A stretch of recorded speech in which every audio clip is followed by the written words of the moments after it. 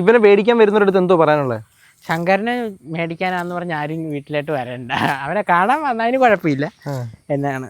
ശങ്കരൻ ചോദിച്ചോണ്ട് ആരും വരണ്ട. എന്ത് പ്രശ്നം ഉണ്ടല്ലോ, ഇപ്പൊ കോടികൾ കൊടുക്കുമെന്ന് പറഞ്ഞാലും ശങ്കരനെ തരത്തില്ല. വേറെ എന്താണേലും തരാം, വേറെ എന്ത് വേണേലും തരാം. കോടികൾ കൊടുക്കുമെന്ന് പറഞ്ഞാലും ശങ്കരനെ ഉണ്ണിക്കുട്ടൻ ആർക്കും വിട്ടുകൊടുക്കത്തില്ല. ഇതൊരു മൃഗവും മനുഷ്യനുമായിട്ടുള്ള സ്നേഹമല്ല, രണ്ട് ഹൃദയങ്ങൾ തമ്മിലുള്ള കണക്ഷനാണ് അല്ലേ?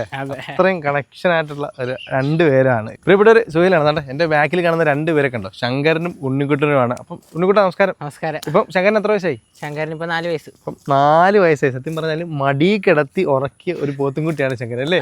എനിക്ക് ഓർമ്മയുണ്ട്, കുറെ നാൾക്ക് മുമ്പ് ഞാൻ വീഡിയോ ചെയ്തിരുന്നു. അപ്പം ശങ്കരനും വളർന്നു, ഉണ്ണിക്കുട്ടൻ രണ്ടുപേരും വളർന്നു ഇല്ലേ? ഇവന് എത്ര വയസ്സായി? ഇപ്പൊ ശങ്കരന് 4 വയസ്സാണ്. അതെ. ഉണ്ണിക്കുട്ടനോ? എനിക്ക് 18 വയസ്സ്. ഇപ്പൊ പെട്ടെന്നാണ് 4 വർഷം പോയി. 4 വർഷത്തിന് മുന്നേ ആയിരുന്നു ഞാൻ വീഡിയോ എടുക്കാൻ വന്നത്. അപ്പം ശങ്കരന് ഉണ്ണിക്കുട്ടന്റെ വീട്ടിലാണ്. അപ്പം ഏറ്റവും കൂടുതൽ അറ്റാച്ച്മെന്റ് ഉണ്ണിക്കുട്ടനുമായിട്ടാണ്. ഉണ്ണിക്കുട്ടൻ എന്ത് കമാൻഡ് പറഞ്ഞാലും അവൻ കേൾക്കും. ബാക്കിയുള്ളവരെ നമ്മൾ ഡിസ്റ്റൻസ് ഇരിക്കാം, ബാക്കിയുള്ളവരുമായിട്ട് അത്ര ഒരു ടൈമിലല്ല. അന്ന് സത്യം പറഞ്ഞാൽ ഇതിനിങ്ങനെ വളർത്താൻ ഉദ്ദേശിച്ചാണോ ഉണ്ണിക്കുട്ടൻ മേടിച്ചത്? അതെ. വളർത്താനെന്ന് പറഞ്ഞാൽ അന്ന് എന്നാണെന്ന് വെച്ചാൽ എന്റെ കിട്ടിയാ കൊടുക്കരുതെന്ന് വീട്ടുകാർക്കും അറിയാം. അപ്പൊ വളർത്തി കൊടുത്തിട്ട് വേറെ അതിനെ മേടിച്ചു തരാന്നൊക്കെ ആദ്യം പറഞ്ഞു, ഇതിനെ കൊണ്ടുവന്ന സമയത്ത് പറഞ്ഞു. പിന്നീട് ഞാനും ഇതുങ്ങൾ തമ്മിലുള്ള അറ്റാച്ച്മെന്റ് കഴിഞ്ഞപ്പോ ഇത് ഞാൻ പറയണ ഇതൊക്കെ കേട്ട് പ്രവർത്തിക്കാൻ തുടങ്ങിയപ്പോ വീട്ടുകാർ അതിന് അത്ഭുതമായി. ഇതെന്താ ഇങ്ങനെ കേൾക്കുന്നുള്ളത്? അത് നമ്മൾ വിശ്വസിക്കത്തില്ല ആരും. അപ്പൊ പിന്നീട് അങ്ങോട്ട് വലുതായിട്ടും അത് തന്നെ കാണിക്കാൻ തുടങ്ങി. പിന്നെ നമ്മൾ ഇങ്ങനെ ആയി കഴിഞ്ഞപ്പോ മുതൽ അത് കാണിക്കാൻ തുടങ്ങിയപ്പോ മുതൽ തന്നെ പറഞ്ഞു, അന്ന് ഇവനെ നമുക്ക് കൊടുക്കണ്ടേ, ഇവൻ നിക്കട്ടെ, നിന്റെ ഒരു കൂട്ടുകാരനായിട്ട് നിക്കട്ടെ എന്നൊക്കെ പറഞ്ഞു. എന്ത് എക്സ്പെൻസീവ് ആയാലും നമ്മൾ ഇവനെ നിർത്തും.